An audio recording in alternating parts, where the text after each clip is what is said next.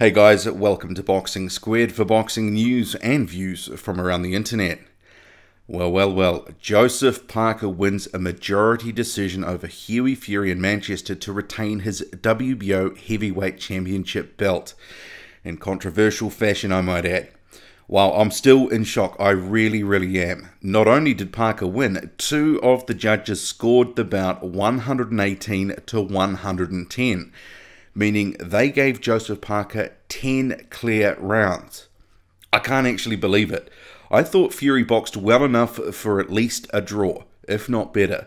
I scored the fight 6 rounds for Fury, 5 for Parker, and the 4th round for me, while it was a bit of a toss-up, I wasn't sure who to give it to.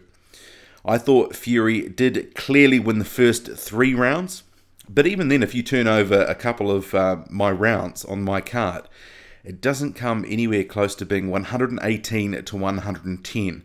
That is certainly not the fight that I saw. And I'm a biased Joseph Parker fan. You know, I was really worried for him coming into the final rounds because I thought he was chasing the fight. So that's why I'm having real trouble reconciling the wide scorecards with what I actually saw, what took place. I feel really bad for Fury because he executed, in my view, a great game plan. The game plan we thought he would employ. Stick and move, work off the back foot, try to catch Parker on the way in with hooks and, uppercuts, that sort of thing. He was also landing some very eye-catching work, including some of those uppercuts. So, and Parker was there to be hit as he attempted to come in and close the distance and wallop Fury. But the way I saw it, while Parker, he was doing some nice things out there, he did have real trouble dealing with Fury in general and trying to counter what Fury was doing. He couldn't fluidly execute his strategy. I was yelling at the TV, while Parker was largely the aggressor, he had trouble cutting off the ring. He wasn't doing that well. He wasn't landing often enough. He wasn't applying enough pressure and wasn't landing many clean shots until the final couple of rounds. He was also guilty, in my view, of letting rounds drift, and he would sort of largely stay stationary in the middle of the ring and swivel as Fury bounded around. And I felt that he didn't empty the tank in the final round either. I kind of thought that he still had a bit more to give, and he didn't quite leave it all out there. I guess that's kind of immaterial now because he won. But yeah, I mean, certainly that first half a dozen rounds, I was finding it hard to give many of those to Parker. So like I said, I thought Fury was doing the much more slicker work by far. But the fact that 2 judges only gave him 2 rounds? Wow. I mean, sure, Parker came on stronger in the second half of the fight. But then again, he had to. Because I thought he really was chasing the fight. I thought he was down on the cards. They were coming closer towards the end of the fight. But yeah, so when the first card was read 114, I was thinking, oh, he might have got a draw here. I mean, the reaction at the end for me was very telling. Parker, he didn't, want to raise his hands and celebrate while his team wanted to come in and lift him up, and they sort of attempted to, but he didn't let them. While the Fury camp, they bounded in there. All the supporters were, just flocking into the ring. They were ecstatic. They thought that he had it. So when that first card came up, I was thinking, well, we might get a draw here. He might escape with the belt. And imagine my reaction when the other cards were called, given what I've already said. So I'm sure that there's going to be some that say I'm hating on Parker. But no, I'm not. I'm trying to be objective. I was scoring that fight round by round. And for me, he wasn't executing his game plan. He said he was going to do certain things. And for me, he was only partly successful. And in being partly successful, he wasn't actually doing some of the things that I thought he needed to do to score points and win rounds. But I'm glad that he's kept the belt. But yeah, certainly under these circumstances, there's a bit of a cloud. I mean, you'd have to say, has David Higgins' whinging about the officials, has that proven a little bit too effective here? I guess in terms of Hughie Fury in general, for me, he came better than advertised. And I did comment to those I was watching the fight with that I thought he would, and this is before the cards were read, I thought, yeah, he's going to be a handful going forward.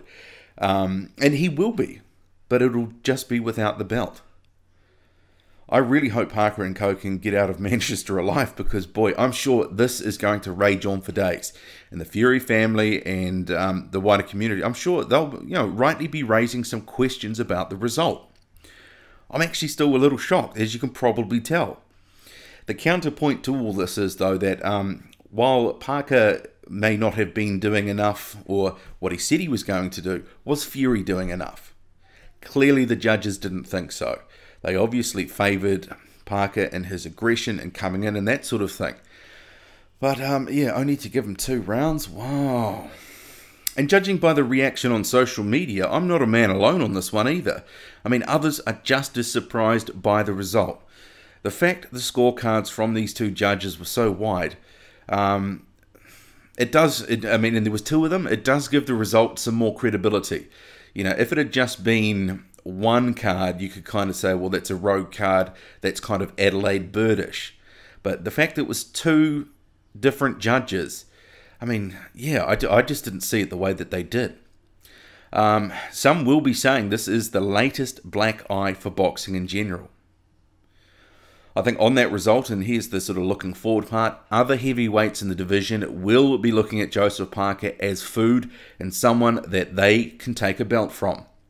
We know styles make fights, and in this fight, Parker was made to not look that flash. But in the end, I mean, we kind of, it wasn't unexpected either. We thought this was going to be an awkward style clash, and it proved to be such. I'm sure the calls for Dillian Whyte to fight Joseph Parker before the year end is out will intensify.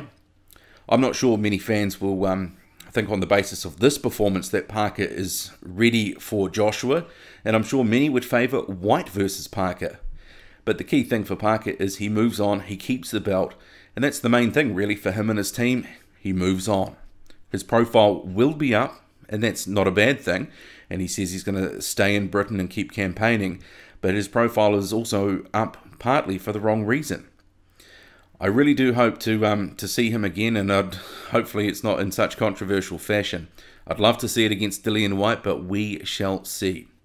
Fury, meanwhile, he just proved, well, he's just a little bit too dangerous for most of the division, and I think he may struggle to get some meaningful fights for a while, because he is a dangerous fighter to take on, a dangerous proposition. He proved it tonight.